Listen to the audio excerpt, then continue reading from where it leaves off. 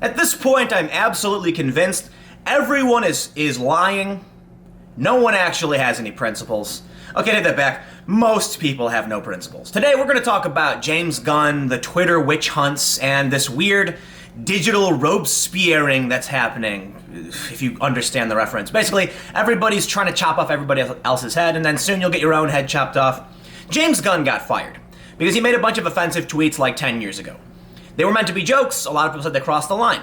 And I'm sitting here like, yeah, but a bunch of people who like Guardians of the Galaxy and people on the left said, this is a far-right campaign, bring James Gunn back. It's BS, they're not really offended. And then these same people, not all of them, but some of these same people then get offended at other shows and demand other shows get taken down. This is the culture war. The culture war is in full swing, and everybody's lost their goddamn minds. Some people want some things to be taken down because they're too offensive, and then they want to defend other things that are also offensive. This is why you can't ban things that are offensive, because everyone's offended by something else. And now we're hearing that Dan Harmon, one of the co-creators of Rick and Morty and the creator of Community, has taken down his Twitter account. This happened, I think, the other day, because someone surfaced a satirical, he was doing a parody of Dexter. You know Dexter, the show, where a serial killer kills someone on every episode and there's blood everywhere? He was making a point, or at least this is what he claims, about how it was normalizing these disgusting crimes, and so in his parody, he did horrible things to a baby doll. He deleted his Twitter because of it, and now there's a huge fiasco. In this video, I'm going to point out just how absolutely insane everyone is, so that maybe once you see this, you'll stop listening to the lunatics who are telling you to ban someone or shut something down because it's offensive. This goes for the left and the right. So without further ado, today's episode, everyone is fucking insane. Oh, and trust me, it gets nuts. I've been sitting here laughing my ass off at the total insanity, but before we get to that, why don't you support my work by going to patreon.com/timcast and becoming a patron. If you like the videos I make, you want to see more interviews and on-the-ground reporting, please consider supporting me at whatever level you feel comfortable today. First, we have this from CNET. Rick and Morty's Dan Harmon apologizes for baby doll video. Adult Swim forgives him. A 2009 video depicting Harmon molesting a baby doll is coming back to haunt him. My stars and garters. Dan Harmon had to apologize because he made a parody, he satirized Dexter, as he did really, the video is actually kind of gross. I don't think it's very funny. He took it down, but I get it. He's trying to make a point.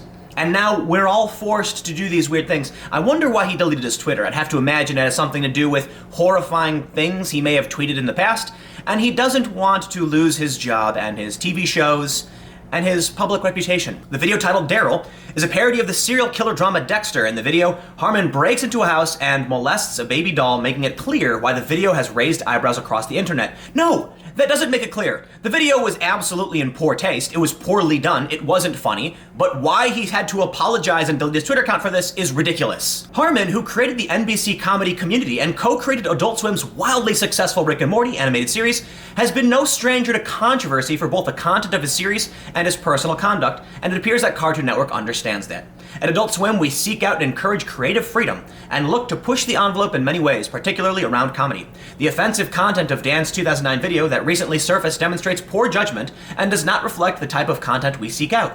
An Adult Swim spokesperson told CNET by email, Dan recognized his mistake at the time and has apologized. He understands there is no place for this type of content here at Adult Swim. Adult Swim bullshit. Dan Harmon, don't take your Twitter account down. Don't apologize for this video, and Adult Swim is full of shit when they say this, because Adult Swim bought a show, Rick and Morty, that is based off of this lovely cartoon. I'm excited. Let's go. Let's get out of here. Marty, we have a problem. The time travel car won't start. Oh no! What can we do? What are we gonna do? We're chapped. Bloody testicles, Marty. What? You want me to lick them? Yes, Marty. It's the only way to fix our time travel car. You have to lick my balls, Marty. The saliva needs to be warm and fresh.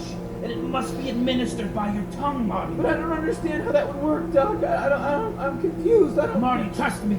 I built this car with my own 2 hands, from the ground up. Hurry! Okay, Doc.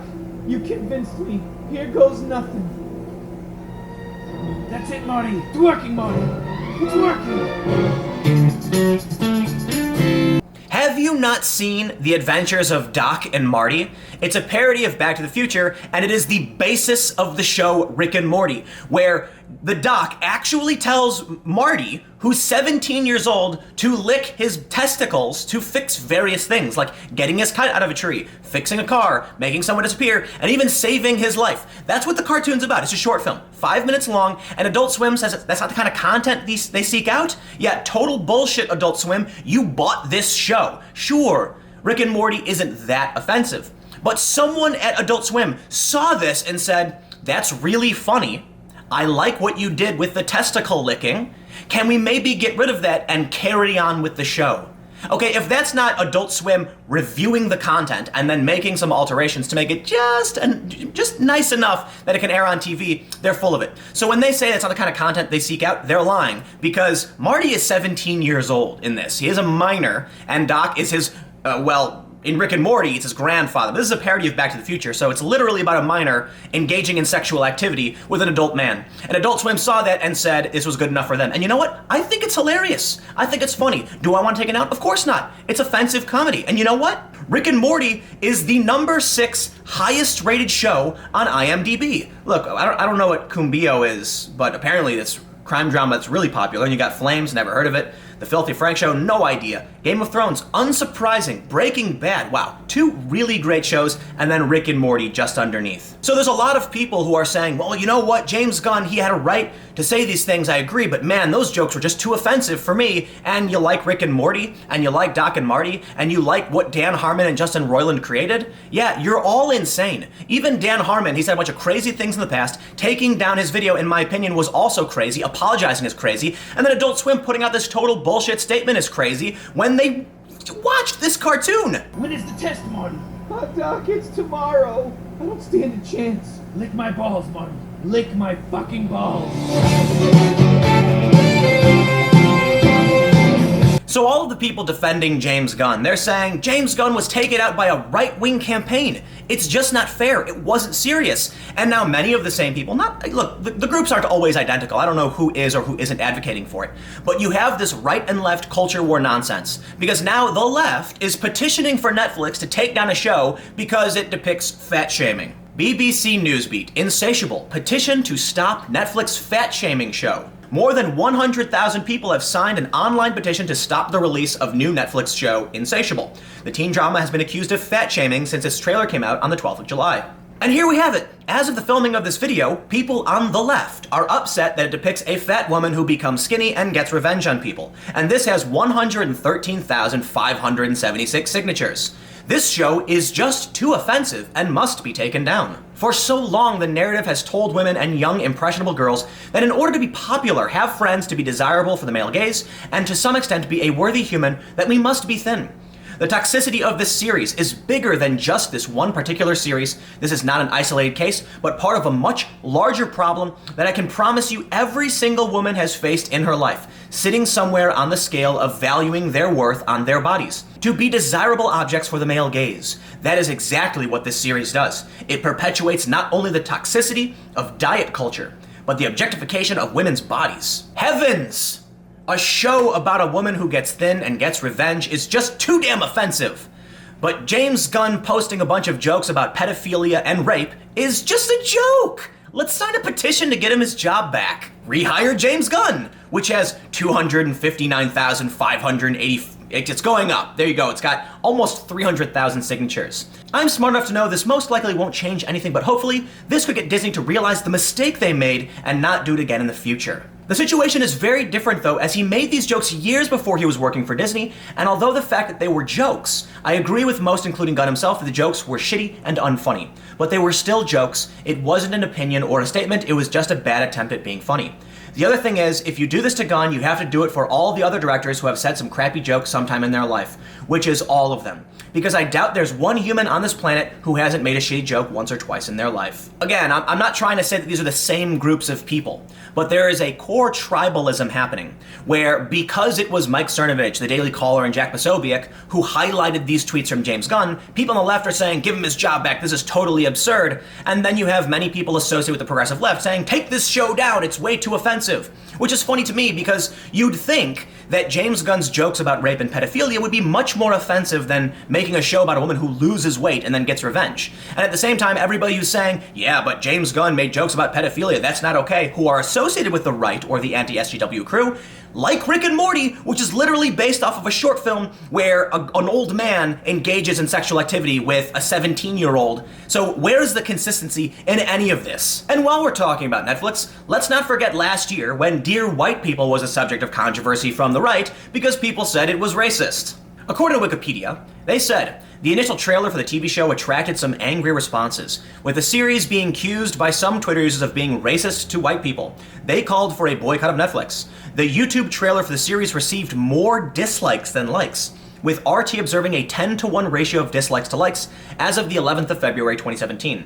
Series creator Justin Simeon responded positively to the backlash, saying it reiterated the point of the series and brought more attention to it as well. Lead actress Logan Browning noted that many of the critics who gave the show rave reviews are white. It's just so funny that many of the people who gave the show rave reviews were white, and that, you know, this show, Dear White People, which was defended by the left and criticized for the right, is, you know, has the lead actress saying this because, you know, just not too long ago when Ocean's 8 came out, the actresses there criticized the critics for not liking the movie because they were white and male. Mindy Kaling called out the unfair dominance of white male film critics. Wow, it's almost like when your movie is bad, you say the problem is white males, and then when your TV show is attacked by people on the right, you say, but white critics gave us a good rating. It's almost like no one actually has any principles. Why are you calling for the firing of James Gunn? He made tweets 10 years ago. Count Dankula made a video where he taught his girlfriend's pug to salute Nazis and respond to a certain phrase. And a bunch of people on the left said, the context is irrelevant. The courts said the context is irrelevant. Granted, that's in the UK. And people were saying it doesn't matter if it's a joke, it's offensive. And that was the left.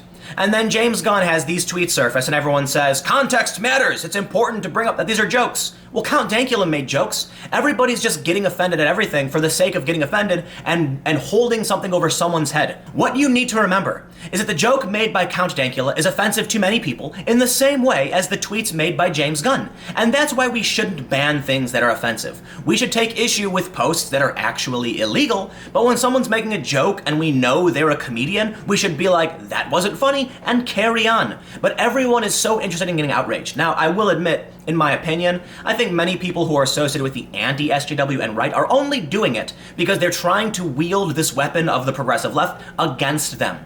So they're sort of saying, you want to play, we'll play too. And in my opinion, that's a huge mistake. But you know what? I don't know what the solution is. Because if you just sit by and do nothing, the rules of offense culture and outrage mobs are going to carry on. And now we're to the point where you have people advocating against their own principles, and I have no idea what anyone actually believes. Welcome to the culture war, where there are no principles, where it's simply about who can get whose show canceled. Is there a show about fat shaming? Well, the left is going to say, you know what, we're going to wield our mob against you because it's all about asserting power. Count Dankula made an offensive video and everyone got mad about it. We all defended him. Why are you coming after James Gunn? Who cares? Now, I understand, you know, what happened with Count Dankula is in the UK, and it was a court system, it was a legal system. That's pretty devastating. What happened with James Gunn is a private enterprise, and it's their right to fire him for whatever reason. But the idea that someone shouldn't be allowed to make a joke is really baffling to me when so much of our culture has come from an extremely offensive past, where Rick and Morty, the 6th highest rated show on IMDb, was based off of an extremely funny, in my opinion, but rather disturbing short film by Justin Roiland. And that Dan Harmon would apologize for his stupid short film mocking Dexter, where he does stupid things to a baby doll, is, well, granted, doing stuff to a baby doll is arguably worse in the realm of fiction than a 17-year-old, they're still ridiculously offensive. So I'll be fair, listen, I understand there's a line. There's nuance, it's not black and white. You know, what Dan Harmon did with this short film was probably a lot more offensive than the cartoon, you know, Doc and Marty. But it's interesting how everybody flips the switch on their principles as soon as something benefits their tribe. And I have no interest in any of the insanity. Allow me to watch Guardians of the Galaxy and enjoy it. And allow me to watch Rick and Morty and enjoy it. I haven't watched Dear White People, and I'm not going to watch Insatiable because I'm not interested in either show. But I don't really care that they exist, because if somebody wants to watch it, by all means, go and watch it. But you know what? I would just like a little bit of consistency among basically everybody. How many offensive shows are on the air right now? How offensive is It's Always Sunny in Philadelphia? That show's ridiculously offensive. So you know what? welcome to the culture war one more time, where the principles don't matter and facts are irrelevant. Stay tuned. I'll see you all tomorrow.